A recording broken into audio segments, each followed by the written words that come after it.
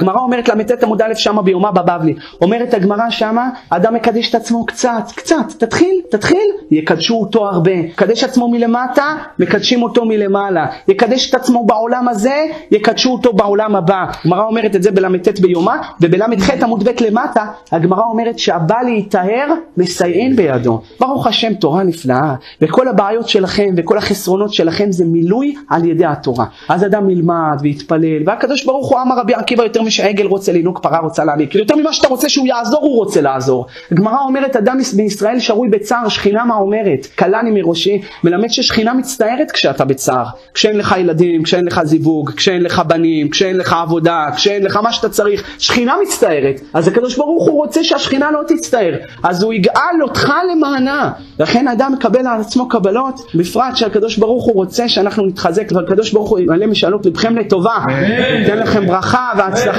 ישועות ונחמות.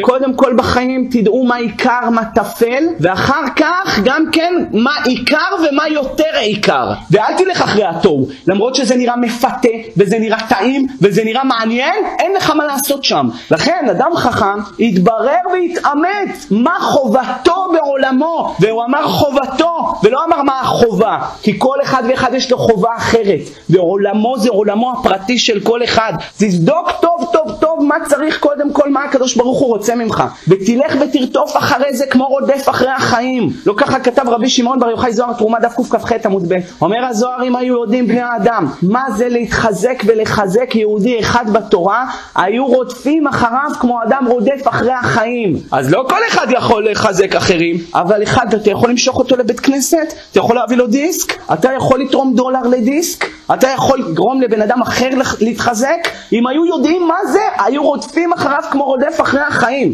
אבל אנשים אחרי מה הם רודפים? נוסעים עד סוף העולם בשביל איזה מסעדה, ששמעו שפתחו איזה מסעדה חדשה בבוקר ראשון. למה אחרי תלמיד חכם אתה לא רודף? אחרי התורה אתה לא רודף? אחרי הבלים של העולם הזה אנשים תראה רצים עד סוף העולם בשביל עסקה שאולי תיסגר. אז מול הבית שלך, 2 מטר מול הבית שלך יש דברי תורה, למה לא הולך ללמוד? אחר כך באים ובוכים לקדוש ברוך הוא, ואנשים אחר כך ביום הכיפורים יבואו עוד הפעם עם השקר שלהם לפני הקדוש ברוך הוא ויגידו לו תן לנו, נתחזק, תיתן לנו. כל שנה תן לנו, וכל שנה אתה לא מתחזק ולא בא לשיעורי תורה. באופן תדירי לא לבוא לשיעורי תורה, באופן תדירי לא להתפלל שחרית במניינים, באופן תדירי להמשיך לעשות את העצלנות שלך, כי אתה עצלן ואתה לא עבד השם בכלל. על מי אתה עובד? על מי אתה עובד שאתה דתי? ויש אנשים, אני לא מאמין, אנשים מעיזים עוד גם להורות לאחרים כי הם דתיים. זה דתי לפי דעתי, זה לא עבד השם. לכן עוד מעט יום הכיפורים מה יעשו? יגידו לקדוש ברוך הוא תיתן לי, תביא לי, ראש השנה 1 בלעתי, ראש השנה 2 בלעתי, ראש השנה 3 מה יהיה? כמה אני יכול לבלוע את הסיפור הזה? זה אי אפשר כבר, אי אפשר לאכול את זה יותר. לכן אדם חכם יתפוס את עצמו בידיים. אבל יש אנשים שלא יודעים, לא לומדים תורה, וכשאתה אומר להם בוא לשיעורי תורה, אדרבה, בזים לך, מספיק כבר להגיד לנו בוא לשיעורי תורה. די כמה אנחנו יכולים לשמוע את המוסר הזה? אתה אל תשמע, רק הקדוש ברוך הוא שולח לך פתק, ואחר כך שולח לך עוד SMS, ושולח לך עוד הודעה, פעם עם הרב, עוד פעם עם הרב, פעם שלישית עם מישהו אחר, לפעמים פאנצ'ר, ובסוף הוא לוקח גם אותך. למה? לא רוצים לשמוע, לא רוצים לשמוע. אתה בא, אתה אומר להם תבואו לשיעורי תורה, דרבה לק, מה יהיה עם העולם הזה שלכם? לא העולם הבא, העולם הזה שלכם.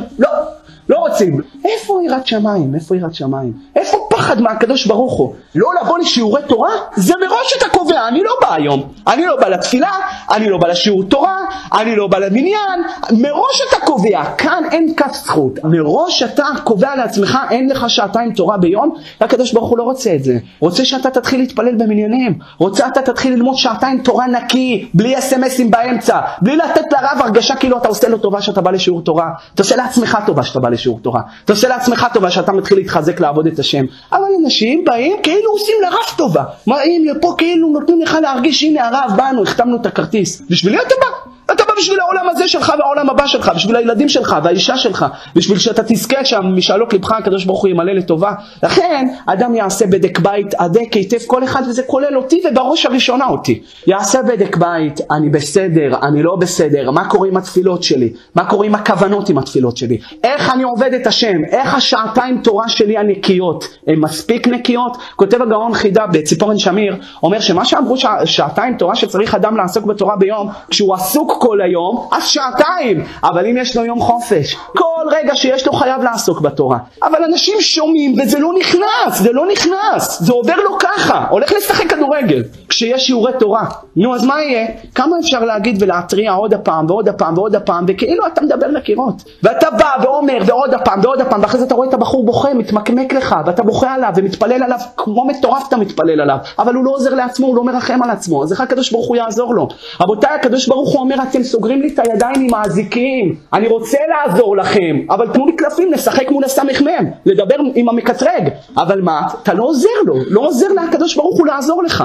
הגאון הרב שך אומר, שעתיים תורה אל תקום, אל תעשה לי קונצים, שעתיים תורה, חצי רגע קפה, אחר כך מישהו מתקשר, חכה אני אקח את זה, תכף אני חוזר אליך, מדבר איתו, אחר כך קם לחצי סיגריה, אחרי זה עוד פעם קם לשירותים. איזה תורה זאתי? אתה לומד, תלמד. מה, אתה כל רגע הודעה, כל רגע קפה, כל רגע שירותים? אל תקום, תגיד לעצמך, המחוג עכשיו על 4, עד שהמחוג יהיה עוד פעם על 4, אני לא קם, לא עונה לטלפונים, בלי לעצור ל-SMSים, לסיגריה, לקפה, וכל חצי שנייה לשירותים, גם כשאין בכוח, העיקר לקום מהספר. לא, זה לא עבודת השם, תהיה אמיתי. תורה, עבד השם, תלמד שעתיים פיור, נקי. ואפילו אם יש לך ביזנס שאתה סבור, כך פוסק מרן, רבותיי, זה לא שלי. מרן שולחן ערוך סימן קנ"ו, ואפילו סובר שירוויח כמה רווחים גדולים, לא יבטל את העיתים שלו. וזה תחילת דינו של האדם, דף למד א' עמוד א' במסכת שבת.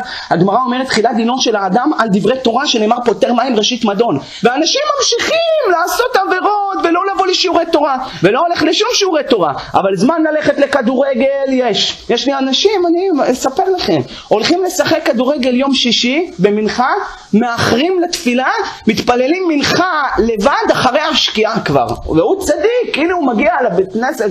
איזה בושה אוכלים, איזה עבודת השם זאתי. אז אותו זמני תשובה ממשמשים ובאים, זה תמוז. ומה אתה מסובב? בלשון הרע, בלזלזל באישה, בלאכול יותר מדי, בלישון יותר מדי, ובללמוד פחות מדי, ולהתפלל עוד יותר פחות מדי, בלי כוונות בכלל. לכן אדם חכם לוי, כך מצוות, ככה למדנו על משה רבנו בדף י"ד עמוד א' בסוטה.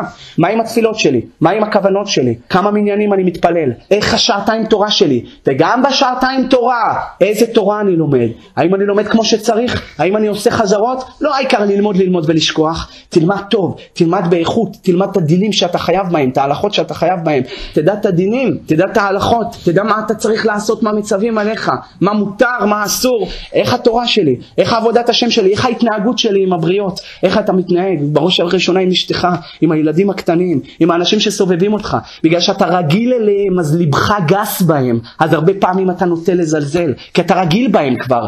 אדם צריך להיזהר קודם כל, בדרך ארץ, בתורה, ביראת שמיים, קבל על עצמו קבלות טובות, יתחיל לעבוד את השם כמו שצריך, לא יעבוד על עצמו שהוא דתי. ואמרו המפרשים, אם אתה רואה בחורה ואתה לא מצליח להוריד את הראש, תגיד את הפסוק. כל עבירה שבאה לידך ואתה לא מצליח לעמוד בעבירה, תגיד את הפסוק שמדבר על העבירה הזאת. דוגמה אני אתן לכם, אם דיברנו על העניין הזה של בחורה שעוברת ברחוב, אז יגיד את הפסוק, ולא תטורו אחרי לבבכם ואחרי עינכם אשר אתם זונים אחריהם למען תזכרו את כל מצוותיי. ואז ייזכר בהקדוש ברוך הוא ויוריד את הראש. עיקר הקדוש ברוך הוא, את מי הוא בודק? את הדתיים, את העבדיו. הקדוש ברוך הוא לא בא אל החילונים לבדוק אותם, הוא בא לבדוק את הדתיים, את העבדים שלו. וכל שיותר מקודש מחברו הוא יותר בודק אותו. קכ"א עמוד ב' במסכת יבמות, גמרא אומרת סביביו נסערה מאוד, מלמד שהקדוש ברוך הוא מדקדק עם חסידיו כחוט השערה. יש אנשים כל יום מתפלל שחרית לבד. מה בושה וחרפה, בושה וכלימה. על מי אתה עובד שאתה דתי בכלל כל יום שחרית לבד? כל יום מנחה לבד, שחרית מנחה וערבית לבד, הכל לבד. הוא נהיה הולך בדרך יחידי. מה, אתה לא מתבייש? על מי אתה עובד בכלל שאתה דתי? כדי לעבור את העולם הזה, את ה-70 שנה, את ה-80 שנה שנתנו לך, להיות עבד השם, זה עבודה, זה עמל. זה מה שהגמרא אומרת, 4 צריכים חיזוק. בל"ב עמוד ב' בברכות רש"י פירש חיזוק, להתחזק בכל כוחו, כי היצר יקטרג שמה. מה זה? איפה התורה שלך? איפה התפילה שלך, הכוונה שלך בתפילה? איפה עבודת השם שלך? איפה הלימוד שעתיים ביום שאתה חייב מעיקר הדין לעשות את זה? סטריק, נקי, תורה נקי, פיור, נקי. כמה הקדוש ברוך הוא רוצה תורה נקי. אל תלמד לי שעתיים ביום ותלך תעשה לי SMSים באמצע השיעור, ובושה וכלימה אלה שמתפללים יחיד כל יום, והם צריכים לתת את הדין הזה ולעשות חשבון נפש עם עצמם הרבה מאוד. הקדוש ברוך הוא לא בודק את החילונים, הם מסכנים, באמת מסכנים, ממש מסכנים, ממש מסכנים. אמרתי לכם שפעם אחת הלכתי לאיזה מקום, וראיתי שם איזה בחור יושב, לומד,